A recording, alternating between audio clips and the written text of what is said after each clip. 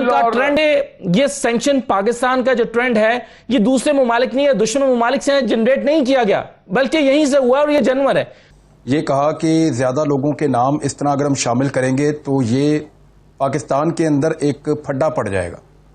और मामला ये है कि क्योंकि ये एक नेशनल कॉज है, अगर हम आपस में लड़े तो ये मसला कहीं से कहीं निकल जाए। जय हिंद दोस्तों, आप देख रहे हैं इंडिया पॉइंट और इंडिया पॉइंट में आप सबका स्वागत है। दोस्तों, जैसे कि आप लोग जानते हैं कि कुछ दिनों से हैशटैग सैंक्शन पाकिस्तान ट्रेंड हो रहा है और इस हैशटैग की वजह से पाकिस्तान काफी डरा हुआ है। पाकिस्तान को डर सताता रहता है कि कहीं ये बात सच ना हो जाए, इसीलिए वो आए दिन अमेरिका, भारत और अफगानिस्तान को कोस रहा है। पाकिस्तान के खिलाफ ये जो सोशल मीडिया ट्रेंड चल रहा है उसको भारत लीड कर रहा है और कई सारे पाकिस्तानी भी है जो इस मुहिम को सपोर्ट भी कर रहे हैं। तो इस विषय में और क्या क्या बातें हो रही है वो जानने के लिए आइए शुरू करते हैं इस वीडियो का अगला भाग। खुद डिक्लेयर कर रहे हैं कि हमारे मुल्क के अवाम जो है क्या है सर, ये सैंक्शन पाकिस्तान का ट्रेंड है, ये सैंक्शन पाकिस्तान का जो ट्रेंड है ये दूसरे ममालिक नहीं है, दुश्मन ममालिक से जनरेट नहीं किया गया, बल्कि यहीं से हुआ और ये जनवर है। ये कहा कि ज्यादा लोगों के नाम इस तरह अगर हम शामिल करेंगे तो ये पाकिस्तान के अंदर एक फड्डा पड़ जाएगा। और मामला ये है कि क्योंकि ये एक नेशनल कॉज है, अगर हम आपस में लड़े तो ये मसला कहीं से कहीं निकल जाए। हुकूमत और रियासत को इस वक्त कई तरह के चैलेंजेस का सामना है, जिसमें से हाइब्रिड वॉरफेयर एक बहुत बड़ा चैलेंज है। अफगानिस्तान का मसला एक बहुत बड़ा चैलेंज है। अफगानिस्तान में जंग है वो सर पे खड़ी हुई है और उसके चैलेंजेस हैं। अमेरिका की तरफ से दबाव है, अमेरिका के मुतालबात हैं या उम्मीदें हैं, और जाहिर है अफगानिस्तान में जो सूरत हाल है, पाकिस्तान को खतरा है कि उसके पाकिस्तान पर भी असरात हो सकते हैं। तो इसके बजाय कि हमारे यहाँ तमाम ऑपोजिशन की जमातें और हुकूमत की जमात मिलकर कोई स्ट्रैटेजी बनाए कि इस हाइब्रिड वॉरफेयर से कैसे निपटा जाए और आने वाले चैलेंजेस से कैसे निपटा जाए, हम हैं कि आपस की लड़ाइयों में पड़े हैं। अब एक ताज़ा जो तनाज़ा खड़ा हुआ है वो कुछ यूं है कि पाकिस्तान में एक सैंक्शन पाकिस्तान के नाम से एक ट्रेंड बनता है। हुकूमत को ख्याल गुजरता है कि ये पाकिस्तानी तो नहीं हो सकते कि जो सैंक्शन पाकिस्तान का मुतालबा करेंगे वो इस नाम से ट्रेंड जनरेट करेंगे। तो पाकिस्तान ने इसकी खोज लगाई। फवाद चौधरी की वजारत के मातहत जो डिजिटल मीडिया नेटवर्क है उसने इस पर काम किया और एक रिपोर्ट जारी की और उसमें बताया कि ये ट्रेंड्स जो हैं वो इंडिया से जनरेट किए गए, इसमें फलां तंजीमों ने हिस्सा लिया, फलां ममालिक से इसको ऑपरेट किया गया और जाने अनजाने में इस पर पाकिस्तान के सियासत उन्होंने भी ट्वीट किया। अब इसमें शायद गलती हुकूमत से यह हुई कि इसको जिन लोगों ने रीट्वीट किया था और सैंक्शन पाकिस्तान का ट्रेंड इस्तेमाल करते हुए चाहे उसकी मुखालफत में भी ट्वीट की थी, उन लोगों को भी एक सॉफ्टवेयर के थ्रू इन लोगों को भी उसमें लिस्ट कर दिया गया कि इन लोगों ने भी इस ट्रेंड को इस्तेमाल किया है। अब इसमें कई लोग ऐसे थे जिन्होंने इस ट्रेंड का हिस्सा नहीं बने थे लेकिन इसको इस्तेमाल किया था इसको नेगेट करने के लिए। अब इस पर जो है वो एक सियासत हमारे यहाँ शुरू है। आज मुस्लिम लीग नून के रहनुमाओं ने भी प्रेस कॉन्फ्रेंस की है और उस प्रेस कॉन्फ्रेंस में शाहिद खाकान अब्बासी साहब ने, खुर्रम दस्तगीर साहब ने, उन्होंने कहा कि ये रिपोर्ट जो हुकूमत ने जारी की है ये गुमराही और झूठ पर मबनी है और ये मफरूजों पर मबनी है। और इस प्रेस कॉन्फ्रेंस से तासुर ये मिला है कि जैसे ये सैंक्शन पाकिस्तान का जो ट्रेंड है ये दूसरे ममालिक नहीं है, दुश्मन ममालिक से जनरेट नहीं किया गया, बल्कि यहीं से हुआ और ये जनवर है। और कहा गया जैसा कि ये झूठ पर मबनी है। अब ये क्लैरिफाई इससे नहीं हो रहा कि जो हम पर इल्जाम लगाएंगे सिर्फ वो झूठ पर मबनी है, बल्कि बाकी बातें ठीक हैं कि इंडिया से जनरेट हुआ, ये नहीं कहा इस प्रेस कॉन्फ्रेंस में। तो देख लीजिए फवाद चौधरी साहब क्या कह रहे थे। पाकिस्तान के खिलाफ जो बड़े सोशल मीडिया ट्रेंड्स हैं उनको इंडिया ने लीड किया है और उसमें पाकिस्तान के अंदर जो सबसे बड़ा प्लेयर है जिसने हिंदुस्तान की मदद की है वो पीटीएम और उससे ताल्लुक़ रखने वाले जो वर्कर्स हैं वो हैं, और उसके बाद उसमें अफगानिस्तान की जो मौजूदा हुकूमत है उसके लोग जो हैं वो शामिल हुए हैं। 2 सालों में वो 150 ट्रेंड्स पाकिस्तान की रियासत पाकिस्तान के खिलाफ 150 ट्रेंड्स जो हैं वो लीड किए गए। इनमें 37 लाख खाली ट्वीट्स जो हैं वो की गई। सारे जो ट्रेंड्स हैं इनको शुरू पीटीएम ने किया और इसको सपोर्ट जो है वो हिंदुस्तान से जो है वो मिल रही थी। इस ट्रेंड में ना जानते हुए या जानते हुए JUIF ने और PMLN के मीडिया टीम ने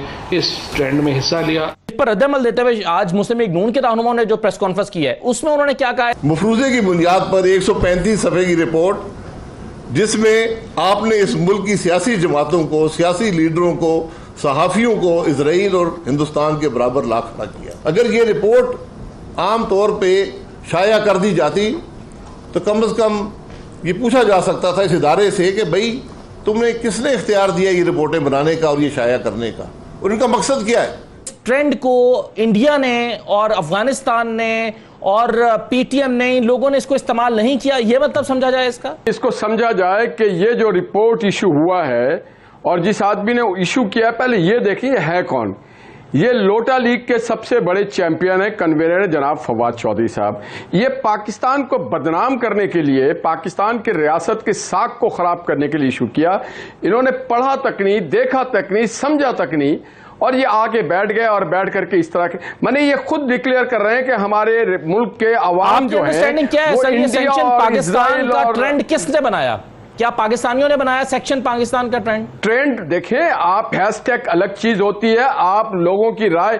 अगर फवाद चौधरी साहब बहैसियत वजीर इत्तलात वो ये काम करते कि वो नेशनल मीडिया जो आपकी मेन स्ट्रीम मीडिया में, जैसे आपकी चैनल्स है, इसमें खुल के बात जिस मुल्क में कदगन लगा दिए जाए जर्नलिज्म पे, जर्नलिस्टों को मारा जाए, कैमरामैनों को मारा जाए, पाबंदियां लगा दी जाए, तो लोग सोशल मीडिया पे आते हैं और हर के हाथ में होता है मोबाइल। उनको ये पता नहीं होता है कि हैशटैग क्या है, किस चीज ट्वीट की क्या है, क्या पस मंजर है, और वो किसी को रिट्वीट करते हैं, किसी को लाइक करते हैं, और आप उनकी बुनियाद बना के खुद फवाद चौधरी साहब ने वो 135 सफात खुद नहीं पढ़े, और जब वो खुद नहीं पढ़े, उन्होंने एडमिट किया मुख्तलिफ टेलीविजन के प्रोग्रामों पे कि मैंने खुद नहीं पढ़ा, हमें जो रिपोर्ट आई। और फिर कौन आदमी उनके साथ बैठा है? मोईद यूसुफ साहब।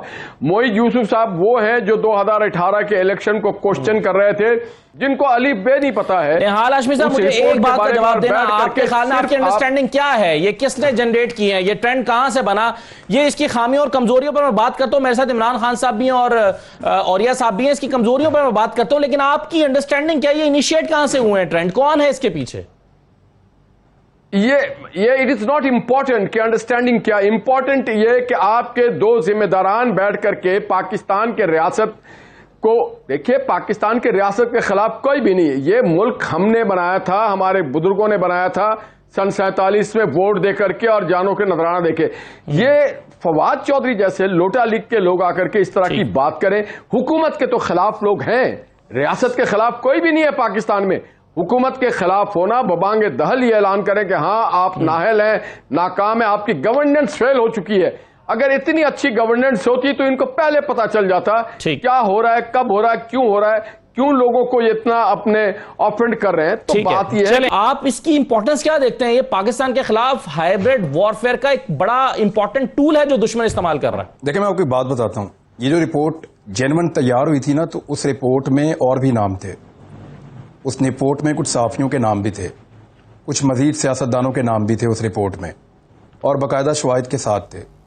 तो फवाद चौधरी साहब को जब ये पहली दफ़ा रिपोर्ट दिखाई गई तो उसके बाद उन्होंने पॉलिटिकली ये कहा कि ज़्यादा लोगों के नाम इस तरह अगर हम शामिल करेंगे तो ये पाकिस्तान के अंदर एक फड्डा पड़ जाएगा। और मामला ये है कि क्योंकि ये एक नेशनल कॉज है, अगर हम आपस में लड़े तो ये मसला कहीं से कहीं निकल जाएगा, लिहाजा इसमें से कुछ नाम निकाल दिए गए थे। मैं जिम्मेदारी से आपको बता रहा हूँ, जिन लोगों ने ये रिपोर्ट बनाई उन्होंने इसमें से कुछ नाम निकाल के एडिट करके दोबारा ये रिपोर्ट दी थी। अब देखें, मामला ये है कि इसमें ट्रेंड चलते हैं पाकिस्तान के खिलाफ। तरीका वारदात क्या है जरा उसको आप समझ लें। सबसे पहले ये होता है कि यहाँ पे बलूचिस्तान में या अफगान नेशनल्स जो पाकिस्तान के अंदर रहते हैं या पीटीएम के कुछ एक्टिविस्ट, ये लोग एक ट्वीट करते हैं और एक ट्रेंड चलाते हैं। अच्छा, ये अब वायरल नहीं होता, ज्यादा थोड़ा सा ये चलता है। पीटीएम के पास अब कैपेसिटी है कि वो हजारों ट्वीट्स कर लेते हैं घंटों के अंदर। अब वो ये एक ट्रेंड चलाते हैं, उसको उठा के भारतीय अखबारात खबर बनाते हैं, यानी ANI है वो और उसके साथ जुड़े हुए बहुत सारे मीडिया हाउसेज वो उसको खबर बना लेते हैं कि पाकिस्तान में से ये चीज रिपोर्ट हो रही है। जब भारतीय अखबारात के अंदर, ऑनलाइन पेपर्स के अंदर, उनके चैनल पे ये चीजें चलती हैं, वो चलाते हैं इस रेफरेंस से कि ये पाकिस्तान में कहा जा रहा है। उनके पास चलाने का बहाना यह है कि पाकिस्तान से ये आवाज आ रही है। अब ये आवाज कहां से आ रही है? PDM। इसके अलावा ये जो पाकिस्तान के अंदर रहते हैं अफगान नेशनल्स, ज्यादातर वो लोग हैं जो इसको इनिशिएट करते हैं, या बलोच अलहदगी पसंद है जिनको वो इस्तेमाल करते हैं। ये लोग जनरेट करते हैं एक खास किस्म का खेल, उसके ऊपर इंडियन मीडिया खेलता है दूसरे स्टेप में। तीसरे स्टेप में क्या होता है कि ये लोग इंडियन मीडिया के उन लिंक्स को उठाते हैं और ये शो करते हैं कि ये देखें बैनुल-अक़वामी मीडिया क्या कह रहा है, ये देखें इंग्लिश मीडिया क्या कह रहा है, ये देखें इंडियन मीडिया क्या कह रहा है। तो इनका एक फेक पूरा नेटवर्क मौजूद है। ये उसको वापस लेकर आते हैं अपने ट्वीट्स के ऊपर और फिर दोबारा ट्रेंड को तो आप ये जो कह रहे हैं कि और जिम्मेदारी से कह रहे हैं कि कुछ सहाफियों के और सियासतदानों के नाम इसमें से निकाल दिए गए ताकि ये फोकस वही इंटरनेशनल जो लॉबी है उसकी तरफ रहे, तो आपके ख्याल में फिर क्या यहां के सहाफी और जो सियासतदान हैं वो इस प्रोपेगेंडा का दानिस्ता तौर पर हिस्सा थे? मैं उन पे ये इल्जाम नहीं लगाना चाहता, लेकिन मसला ये है कि इस वक्त पाकिस्तान में एक ऐसी हुकूमत है जो उनको पसंद नहीं है कुछ लोगों को।